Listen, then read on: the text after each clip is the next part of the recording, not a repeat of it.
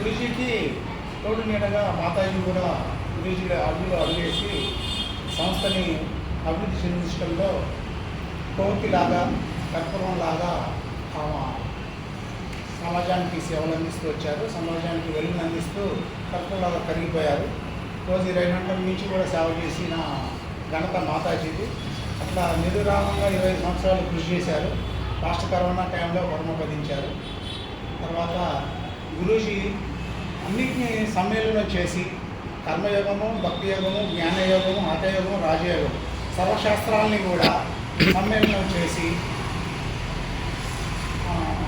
సైన్స్ను, సాంకేతికతను, తర్వాత ఆధ్యాత్మికతను, లౌక్యాన్ని, సామరస్యాన్ని, మత సామరస్యాన్ని, తర్వాత తత్వం అంటే ఆత్మతత్వాన్ని అన్నిటిని మిళితం చేసి సమగ్రంగా విశిష్ట అద్వైత బ్రహ్మజ్ఞానం అనే కాన్సెప్ట్తోని ఇప్పటివరకు ఈ కాన్సెప్ట్ ఎవరు ఇవ్వలేదు.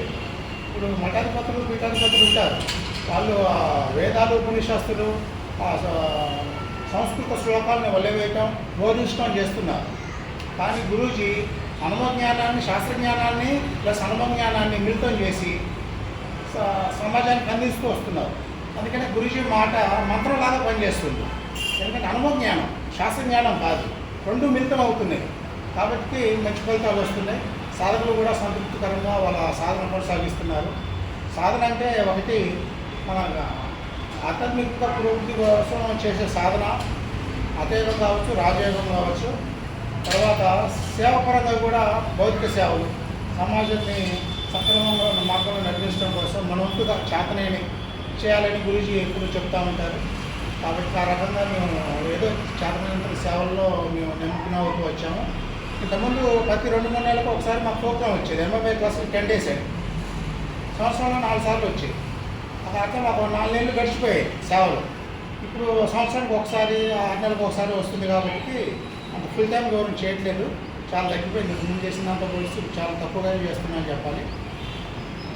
తర్వాత ఈరోజు ముఖ్య ఉద్దేశం ఏంటంటే, మనం పైన నెల ఏప్రిల్ 19వ తారీఖున ఎంబీ గార్డెన్స్లో ఒకరోజు యోగా శిక్షణ శిబిరం, అంతర్ముఖ ఆనంద యోగ శిబిరాన్ని గురూజీ సమక్షంలో నిర్వహించుకున్నాం. దానికి మనం అనుకున్న దానికంటే కూడా మన వాలంటీర్స్ ఎక్కువ శ్రమించారు. అనుకున్న దానికంటే కూడా ఫండ్స్ ఎక్కువ దాతలు ముందుకు వచ్చారు. ప్రోగ్రాం కూడా నేను అనుకున్న దానికంటే కూడా విజయవంతమైంది.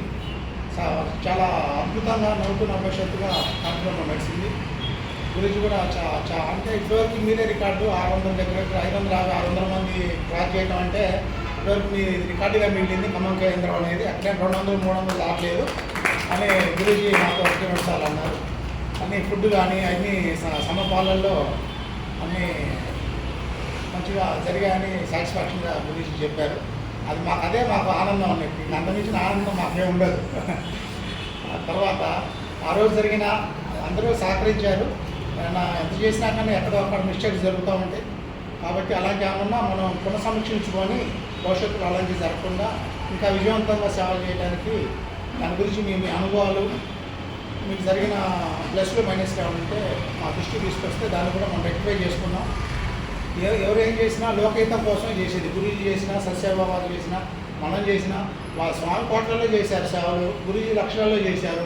మన వంతుగా మనం 10 మందికో 15 మందికో ఒకరికో ఇద్దరికి ఎంతో కొంత మన వల్ల మన సమాజం నష్టం లేకుండా ఎంతో కొంత లాభం జరిగే విధంగా మనం ముందుకెళ్ళాలనేది నా ఆలోచన. తర్వాత ఎంఎంఏ ఇది 1 day కోర్స్, అది లెవెల్ 1 మహానంది కార్యక్రమానికి ఖమ్మం నుంచి 4 వెళ్ళాము. 3 లేడీస్ వచ్చారు, నేను జట్టుగా 4 వెళ్ళాము.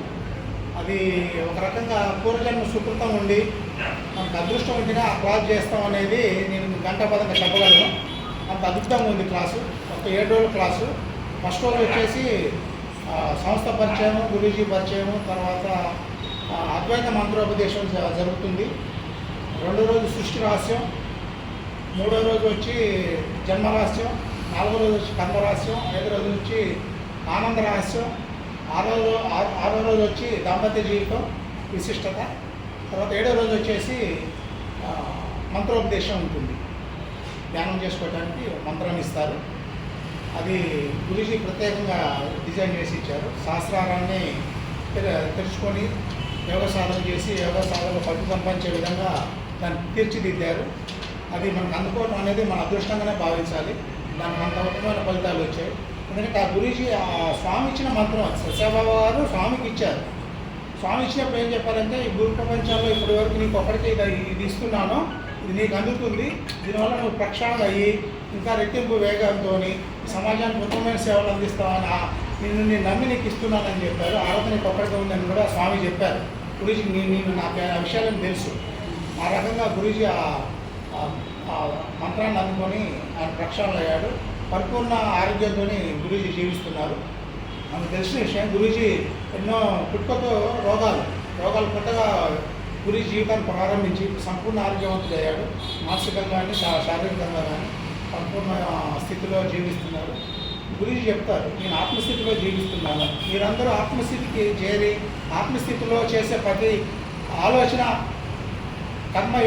ప్రతి ఆలోచన ఆత్మస్థితిలో చేసే ప్రతి ఆలోచన అంతరాత్మ అవుతుంది,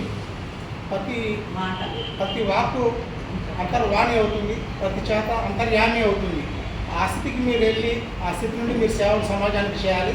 మీరు పక్కన చెందకుండా మీరే మీ స్థితి మంచిగా లేకుండా మీరు ప్రజల్లోకి వెళ్తే మీరు రాణించలేరు. ప్రజలు కూడా మిమ్మల్ని దగ్గర చేసుకోరు. కాబట్టి తొందరగా ప్రక్షాళన అయి తొందరగా మీరు సాధ్యమైనంత త్వరగా సమాజ సేవలు అందించి గురుదక్షిణ చెల్లించుకోవాలని గురువు చెప్తారు.